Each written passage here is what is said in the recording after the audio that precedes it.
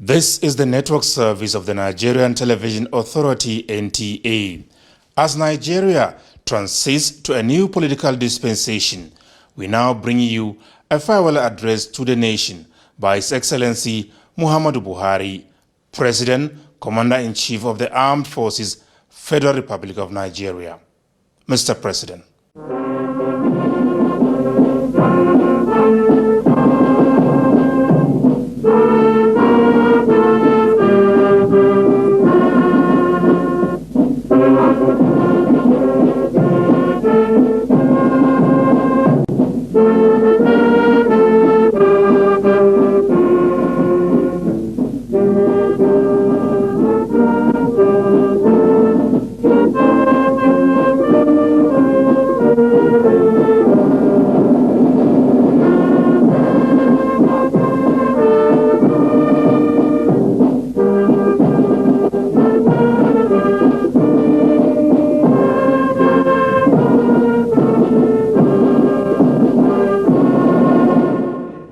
My fellow Nigerian brothers, sisters, and friends of Nigeria,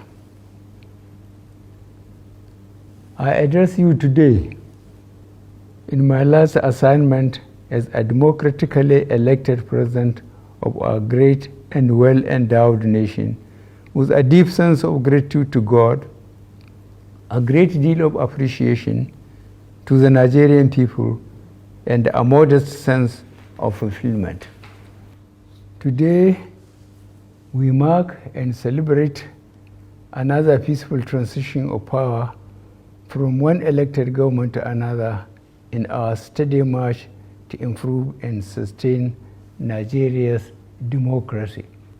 This year, we witnessed the most keenly contested presidential elections since the First Republic, and this demonstrates that our democracy is getting better and more entrenched with each election.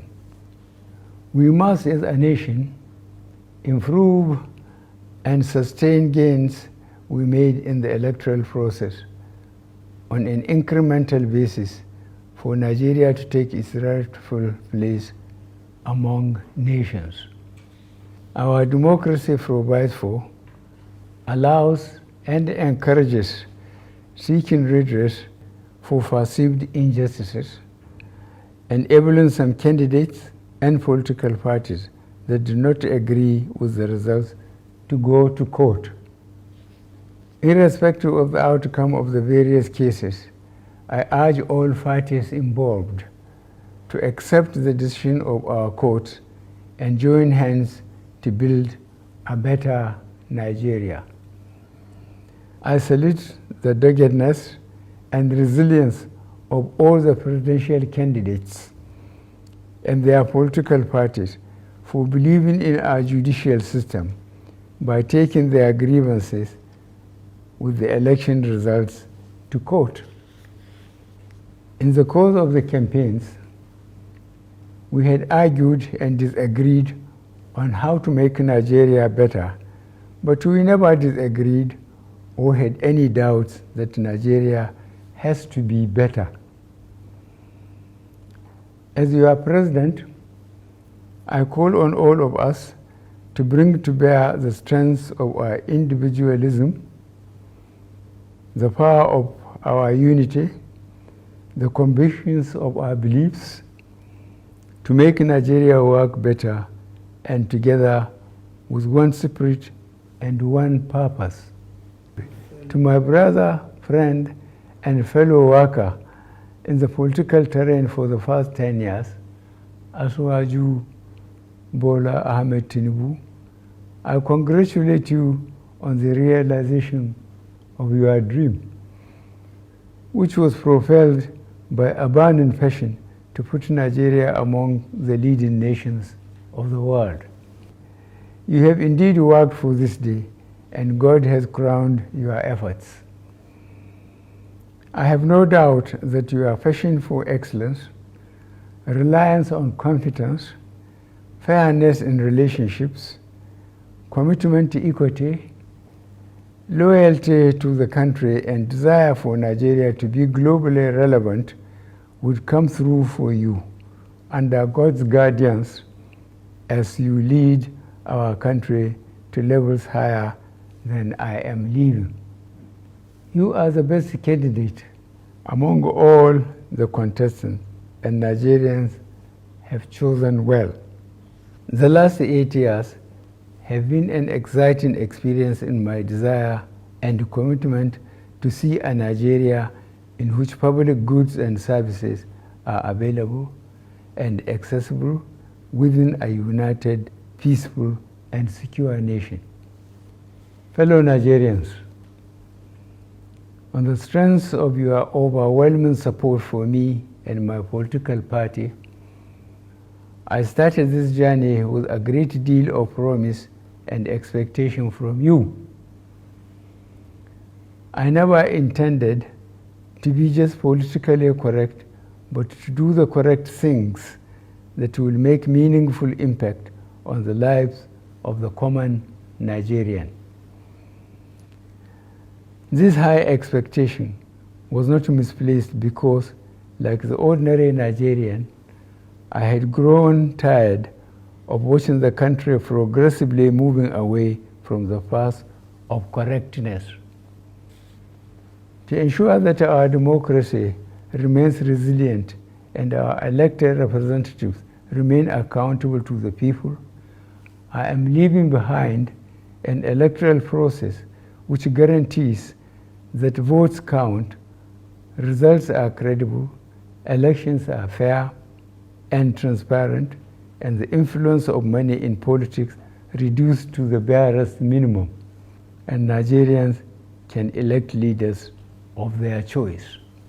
We are already seeing the outcome of this process, as it provided an even playing field where persons without any political godfather or access to money defeated other well-resourced candidates.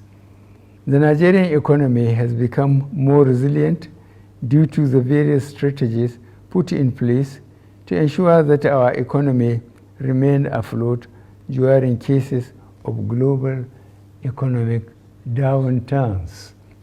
You would all recall the supply chain disruptions and economic downturn that the world witnessed between 2020 and 2022 as a result of the COVID-19 pandemic. The depthness of our response to the pandemic still remains a global best practice. Furthermore, we increase the ability of the poor and rural Nigerians to earn a living, provide more food for millions in our villages, and give our women opportunities to earn a living.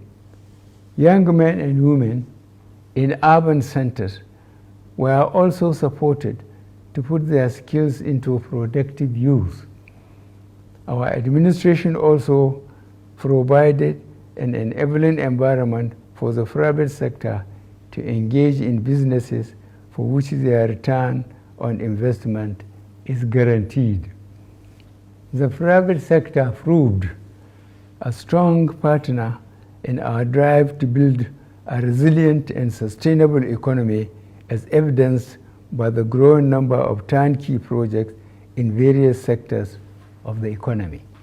In the course of revamping the economy, we made some difficult choices, most of which yielded the desired results. Some of the measures led to temporary pain and suffering, for which I sincerely apologize to my fellow countrymen, but the measures were taken for the overall good of the country. Mindful of the need to ensure adequate infrastructure to drive economic growth, we completed age-long projects and processes, notably among which are the Petroleum Industry Act, completion of some power projects, completion of Second Niger Bridge, and various important roads linking cities and states. Our battle to ensure that all Nigerians live in a safe and secure environment have achieved considerable results. As I complete my term in office, we have been able to reduce the incidences of banditry, terrorism, armed robbery, and other criminal activities considerably.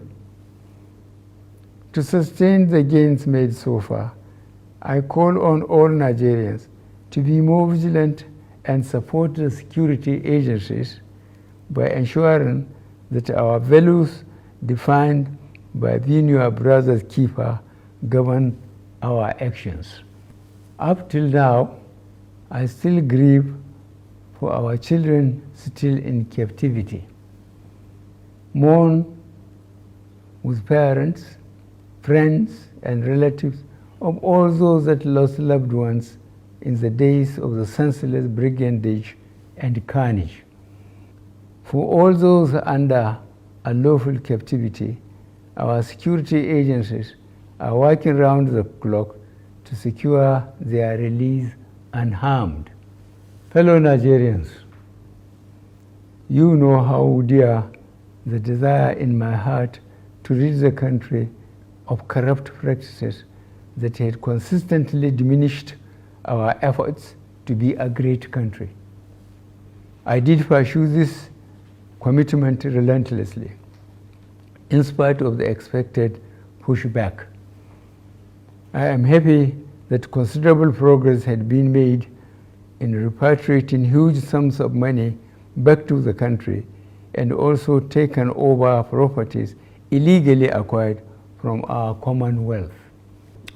To improve our service delivery, we began the implementation of a number of reforms aimed at producing an efficient, productive, incorruptible, and citizen-oriented federal civil service, and the results are beginning to show. On the international scene, Nigeria's influence continues to grow as exemplified by notable Nigerians occupying headship and leadership positions in renowned global bodies. Our democracy is built on and continues to thrive on the principle of separation of powers. The leadership and members of the National Assembly deserve my appreciation for their patriotism, which did not detract from their roles as a check to the executive arm. I also want to use this opportunity to express my appreciation to a good number of Nigerians who provided their support and encouragement to help me navigate the exciting journey in moving Nigeria forward. I cannot and will not forget the millions who prayed for me during my illness in my first term of office. I am constantly praying for you and for Nigeria to thrive in peace. As I retire home to Daura, Katsina State, I feel fulfilled that we have started the Nigerian rebirth by taking the initial critical steps, and I am convinced the incoming administration will quicken the pace of this work to see a Nigeria that fulfills its destiny to be a great nation. I am confident that I am leaving office with Nigeria better in 2023 than in 2015. I thank you all, and may God bless the Federal Republic of Nigeria.